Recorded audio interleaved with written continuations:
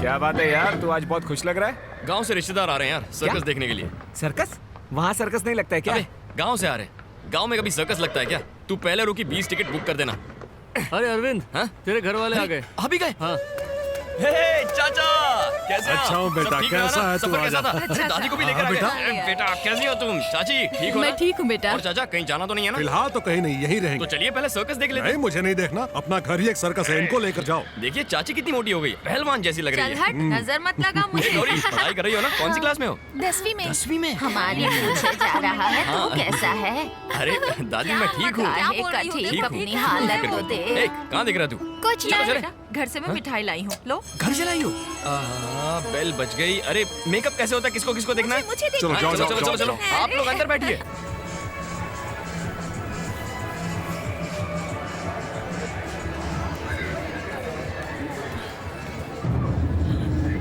देखा आपने, मिठाई खाए बिना ही चला गया और बच्चों को भी साथ लेके चला गया। कम अरे से तो कम बाद एक में चीज खा तो लेगा खाओ। ना, वैसे ही परेशान हो। अरे सुनो, तुम ही से कह रही हूँ। सुनो बुला रही? सुनो। अब इसको कौन दिख गया? हेलो हेलो मैडम, आपको ये लोग बुला रहे हैं। यहाँ आओ ना। कौन है? कैसी हो तुम? आप कौन है? क्या हुआ, हमें पहचाना नहीं? नहीं। याद नहीं, 1 आध साल पहले तुम हमारे गांव आई थी, बोधि धर्मन करके सबसे पूछताछ कर रही थी। वो मैं नहीं थी। सुना जी, ये क्या कह रही है? आप ही इसे नहीं पहचानते? नहीं तो। अपने घर पर आकर सबका ब्लड टेस्ट किया था इसने। इसके साथ 2-4 लड़कियां और भी याद आया लग तो रहा है, लेकिन ठीक से कुछ याद नहीं है। आपको कुछ याद नहीं रहता। सुनो लड़की, हमारे घर पर आकर अरविंद के बारे में बहुत पूछताछ कर रही थी तू। आप क्या बोल रही हैं? मुझे कुछ समझ नहीं आ रहा। मैं तो अरविंद नाम के किसी को भी नहीं जानती। लगता है आपको कुछ कंफ्यूजन है। सॉरी, मुझे जाना है। देखा कैसे पहचाने से इतना कर रही है। मुझे भी इसकी शक्ल जानी पहचानी लगती है।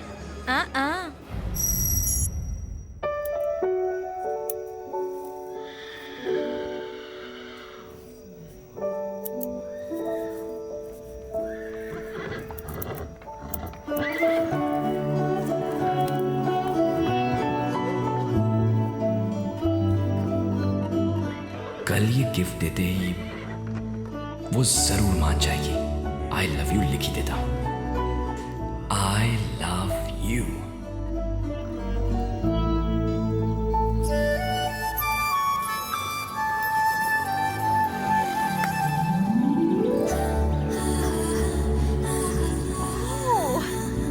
Wow, it's so nice. Thank you. इसे मैंने खुद बनाया है। सच कह रहे हो? तुम्हें ये सब बनाना आता है? हाँ। Wow. इस पर क्या लिखा है पढ़ो ना। I love you. Oh, thank you. I love you too. मेरी सहेली मालती को ऐसी डॉल्स बहुत पसंद है। उसके लिए भी एक बना सकते हो प्लीज? वो देखेगी तो तुरंत छीन लेगी। नेक्स्ट टाइम उसके लिए भी एक बनाना, okay? But thank you so much, it's lovely. Thank you. ठीक है, मैं काम से जा रही हूँ, तुम्हें कहीं ड्रॉप कर दूँ? मैं अरे चलो, हाँ कम।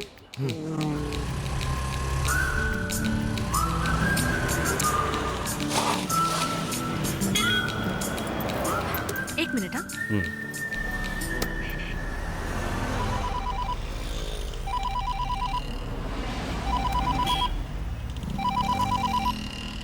क्या भिड़ू, गिफ्ट दिया कि नहीं? हाँ दे दिया। Superb superb. हे, अरविंद ने गिफ्ट दे डाला। क्या कहा? आई लव यू टू कहा। कंग्रेचुलेशंस। नहीं यार, उसके आई लव यू टू का कोई मतलब नहीं था। ऐसा लगा जैसे सिर्फ बोलने के लिए बोल दिया। आजकल लड़कियां सबको लव यू प्रसाद के जैसे बांटती हैं। क्लास में किसी लड़के को लव यू बोला, कैंटीन में किसी लड़के को लव यू बोला, टाटा बाय बाय जैसे हो गया है भिड़ू ये।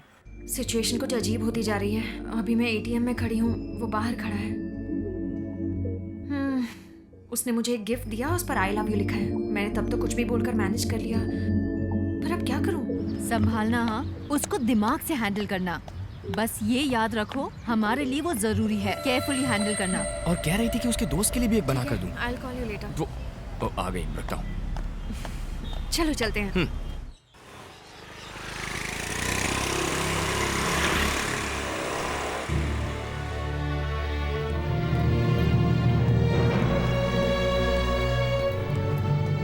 अरविंद 2 मिनट रुकना, मैं अंदर जाकर आती हूँ। हाँ ठीक है।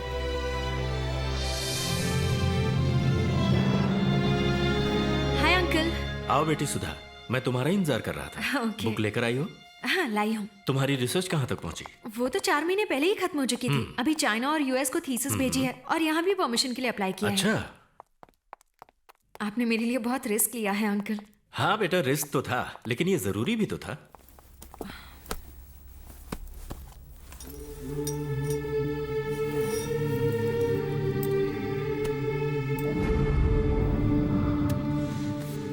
बुक आ गई, इतना काफी है, इसलिए अब कोई टेंशन मत लेना। ओके।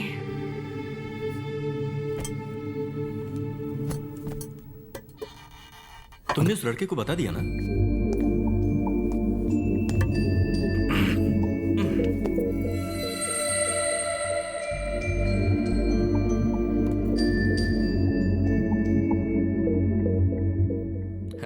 हाय।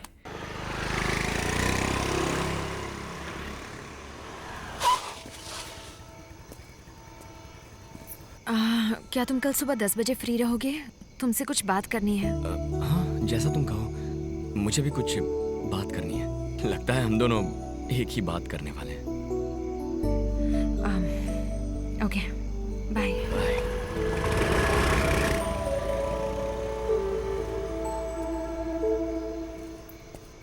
अरे चाचा, कौन थी वो लड़की? आपने देख लिया? मेरी दोस्त है। रुकिए, बुलाता हूँ। रुक जाओ।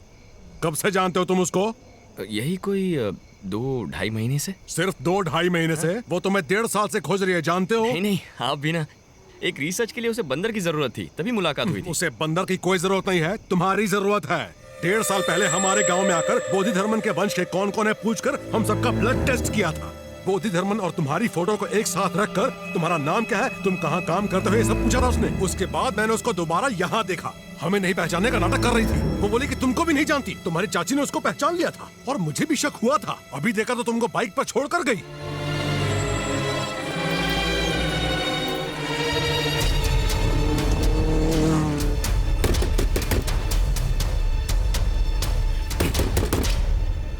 अरविंद, क्या हुआ तुम्हें? अभी तो ड्रॉप करके आई थी।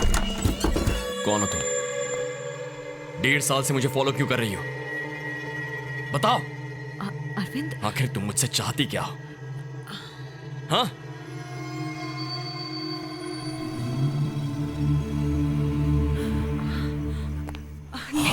अरविंद, अरविंद प्लीज मेरी बात सुनो।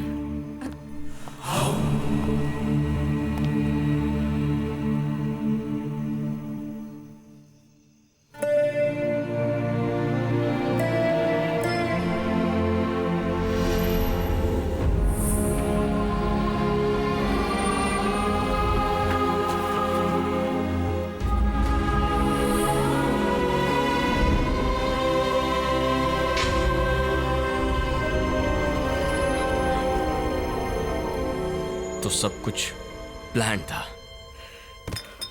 प्लान बनाकर मुझे धोखा दिया।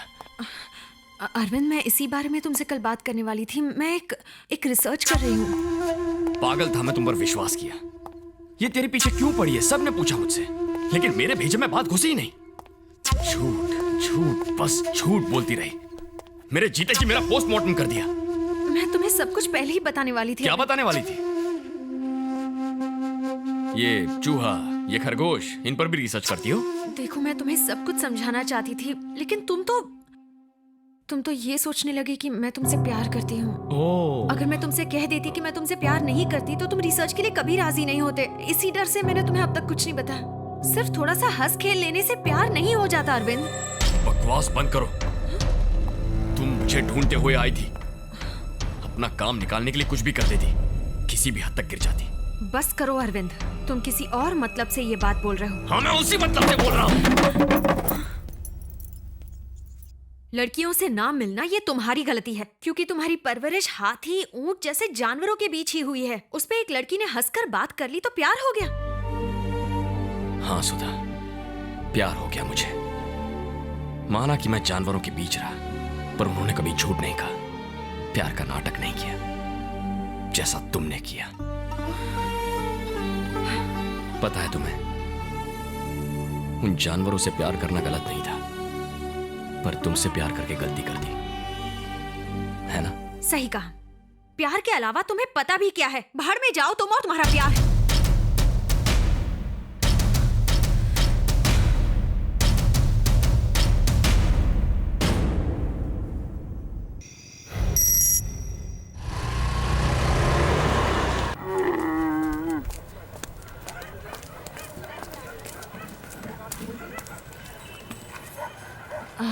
अरविंद,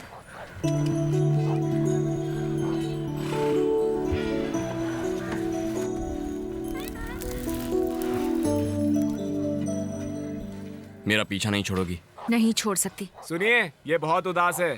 जब से आपके घर से आया इसे किसी चीज की होश ही नहीं है। 1 घंटे के लिए मेरे साथ चल सकते हो? हाँ, ऐसे ही प्यार में फंसाकर छोड़ दिया बेचारे को। हमारे अरविंद में क्या कमी है?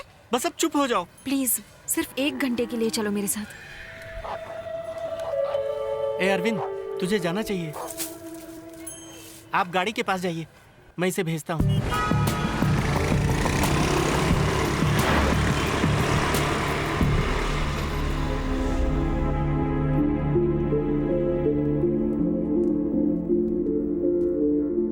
यहाँ क्यों लेकर आई हो? आओ बताती हूँ। यहाँ रखी हुई हर चीज के पीछे एक कहानी है। हम लोग इस देश के सच्चे नागरिक नहीं हैं। हजारों साल पहले इस देश को वीरता और सभ्यता जिन्होंने सिखाई थी, वही सच्चे नागरिक हैं।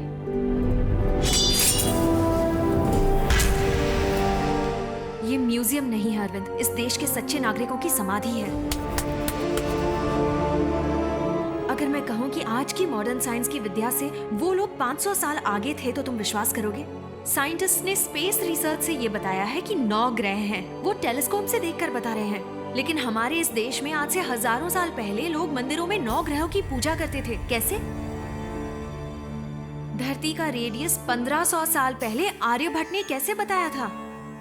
आज अगर बोलते हैं बारिश होगी तो धूप निकलती है, अगर कहते हैं धूप निकलेगी तो बारिश होती है। यही है मॉडर्न साइंस। लेकिन 20 साल बाद आने वाले अमावस्या और पूर्णिमा के बारे में हम घर बैठे बैठे आज ही बता देते हैं। वो कैसे? ये है हमारा साइंस। इस किताब को देखो।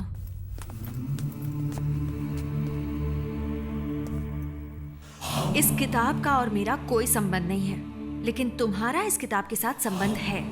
पता है ये किताब किसने लिखी है? ग्रेट मास्टर बोधि धर्मन।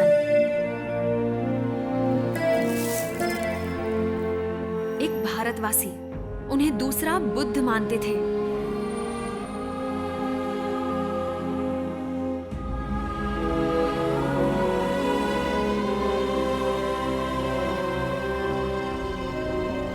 इस किताब में क्या है ये जानने से पहले तुम्हें कुछ और दिखाना है।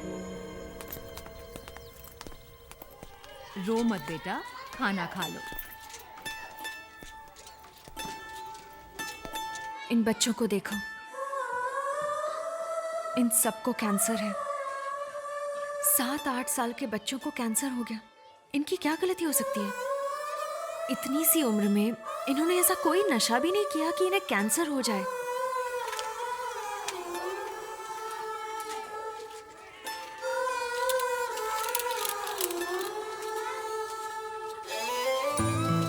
ये बच्चे मेंटली चैलेंज्ड हैं।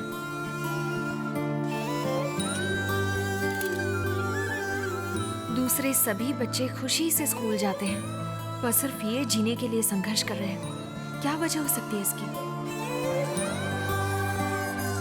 जेनेटिक डिसऑर्डर, जो जन्म से ही होता है। एक इंसान का डीएनए ही उसकी बीमारी या उसकी काबिलियत दोनों तय करता है। हमारे शरीर के हर एक सेल में वो डीएनए होता है। अगर सिंपल शब्दों में कहूँ तो मुझे मेरे पूर्वजों से उनकी बीमारी या काबिलियत भी मिल सकती है, जैसे हार्ट अटैक, घुटनों का दर्द, डायबिटीज। इन बच्चों को हुई ये खतरनाक बीमारी, इन सब का कारण खानदानी डीएनए हो सकता है। ऐसी बीमारी जो खानदानी है, इसका इलाज हम डीएनए से ठीक कर सकते हैं। यही मेरी रिसर्च है। अरे हाँ, एक और खास बात, इस रिसर्च से गुणों और काबिलियत को भी आसानी से वापस लाया जा सकता है। एक चित्रकार और एक वीर पुरुष के वंशजों के डीएनए में वो काबिलियत अभी भी होगी। उस डीएनए को ट्रिगर करके हम उस काबिलियत को वापस ला सकते हैं। इसी के बारे में बोधि धर्मन ने 1600 साल पहले उस किताब में लिखा है।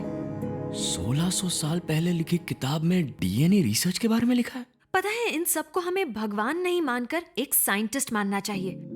अभी 2 साल पहले की बात है, एक रिसर्च ऑर्गेनाइजेशन ने बोधि धर्मन के कब्र की खुदाई की।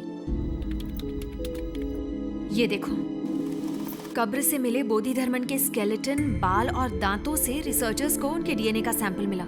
ये मैंने इंटरनेट पर देखा था।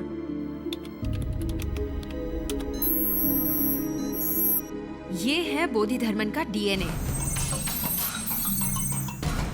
बोधि धर्मन के वंश के लोग यानी तुम्हारे रिश्तेदार आज भी कांचीपुरम के पास रहते हैं, ऐसा मुझे पता चला और फिर मैं उनसे मिलने गई।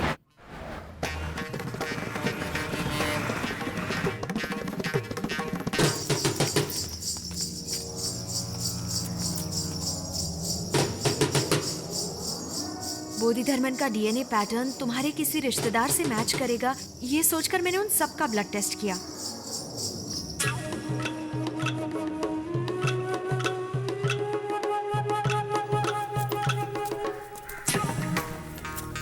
उस दौरान मैं तुम्हारे चाचा के घर भी गई।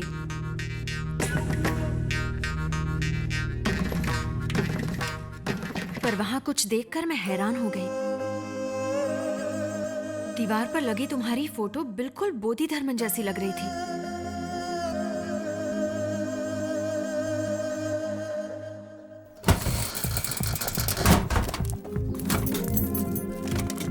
फिर तुम्हारे एक हेयर ब्रश से मुझे तुम्हारे कुछ बाल मिले।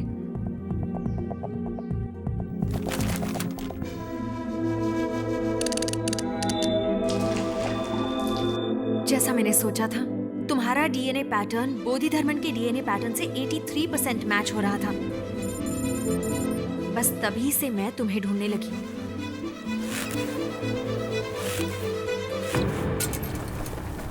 सर्कस में चोट लगने से जब तुम्हें हॉस्पिटल में भर्ती किया गया तो मेरी रिसर्च की सारी जरूरत की चीजें मैंने डॉक्टर से ले ली। बोधि धर्मन के गुण मुझे तुम्हारे डीएनए में मिले। इसे जेनेटिक मेमोरी कहते हैं। उस डीएनए को ट्रिगर करने से बोधि धर्मन की काबिलियत तुम्हारे अंदर आ जाएगी। यस, 1600 साल पहले जो बोधि धर्मन जिंदा थे, उनकी सारी काबिलियत को अब हम वापस ला सकते हैं। लेकिन उनकी काबिलियत आज कैसे इस्तेमाल होगी? बोधि धर्मन बहुत बड़े वैद्य थे। हमारे देश के लगभग हर जंगल में हजारों बीमारियों के इलाज के लिए जड़ी बूटियां हैं, लेकिन उनकी दी गई जानकारी समय समय पर नष्ट होती गई। बोधि धर्मन को हर एक पत्ते का गुण और जड़ की पहचान थी। इस जानकारी से पूरे विश्व का फायदा होगा, पर यह सब मुमकिन हो सकता है अगर तुम राजी हो जाओ। मुझे क्या करना होगा?